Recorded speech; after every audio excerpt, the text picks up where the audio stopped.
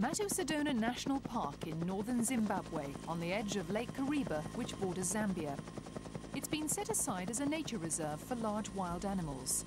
Sadly, however, even one rhinoceros roaming freely is a rare sight nowadays.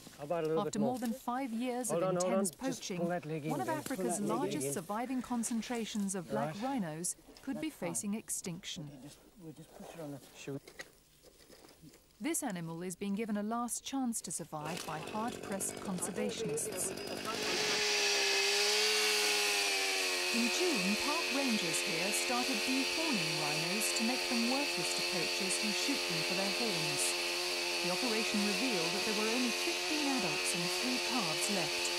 This was the first real census since 1990, when at least 150 were found. Rhino horn is valued for medicinal purposes in the Far East and as dagger handles in the Arabian Peninsula. A trade ban has recently pushed prices up and increased the slaughter. Some experts suggest that selling horns from dehorned animals could undercut black market dealers and produce funds for conservation. But most conservationists remain opposed to the idea, so the official trade ban remains in force. Zimbabwe is thought to be home to 1,000 black rhinos, 1/3 of the world's total. At Matusadona, staff believe dehorning may not be enough to save the surviving herd. We're in dire straits. We've had our backs against the wall for so long now. We haven't been winning, we've been slowly losing. Unfortunately, our efforts now are possibly too late in some areas, in some respects. But at the overall picture, if we get our act together and do what we should do, intensify protection in areas, and then we can look to actually relocating rhino back for the future. I think that's our next stage. Even the first stage is too costly for the government. Zimbabwe, once the breadbasket of southern Africa, is now struggling against drought and the threat of famine. So, although nature reserves attract tourists and currency from rich nations, there's not enough money to sustain anti-poaching campaigns. Staff are paid by the state, but equipment, know-how and transport are provided or funded by independent conservation groups. The reserve of 1,500 square kilometres is managed by 10 wardens. Too few to deter poachers, although they take the risk of being shot on sight. Once spotted, this young rhino was tranquilised with a dart fired from the helicopter. Now it's in a deep sleep. Was one that we've already done. First, the necessary checks. Each animal is electronically tagged for the record and for future monitoring. 00001A09D1. Okay. All right. Okay. The process is a painstaking one, but it may be vital for the survival of the whole species. The team knows that poachers have been racing them to reach and kill the animals before they can be dehorned.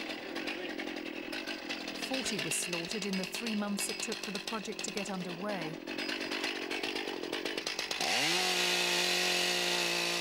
Be cruel to be kind. The method is not novel. It was tried on almost 60 white rhinos last year. Although 3 were then killed by poachers, the others have since been left alone. Dehorned rhinos have no commercial value. This is why the horn is removed down to the quick. Antiseptic tar is applied to prevent infection. The result is far from elegant. Despite all the unknowns, how dehorned females can protect their calves, or how bulls will be able to fight for dominance, everything must be tried to reduce the killing. And this logo may have to be redesigned. The African rhino has greater value than its single-horned Indian counterpart, at least for poachers who are often driven by necessity. According to conservationists, local populations must be made aware that the wild rhino is a major economic asset as a tourist attraction alone. In a region on the brink of starvation, there's little room for sentimentality. only for action and hope that the experiment will succeed. It's time now to reverse the tranquilizing process and bring number 16 back to consciousness. We've used a combination of drugs to immobilize it. One is a narcotic, which actually knocks the animal down. The other is a sedative, which gives it a bit of muscle relaxant. The antidote is a standard antidote. It's specific for the narcotic, so once we give that, the effect of the narcotic is relieved within about 2 minutes. Experts say the operation seems to have no ill effect on the animals. Apparently, it doesn't affect their balance. In this particular case, we've reversed only the narcotic. We haven't reversed the sedative. So that's why it's a little bit shaky on its legs now. But this effect will wear off very quickly.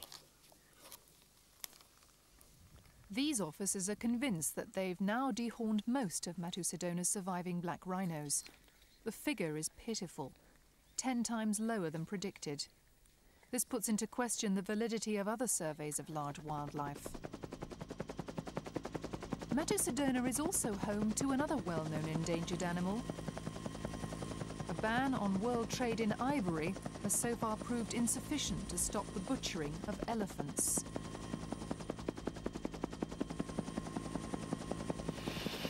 For the experts in the field, there's no respite. Only the feeling that they may be fighting a losing battle to save all the species under threat. In the middle of the dehorning, they've come in here. Hopefully they've seen we've dehorned most of the rhino, if not all of them, for this particular area. And unfortunately now they're going to shoot an elephant.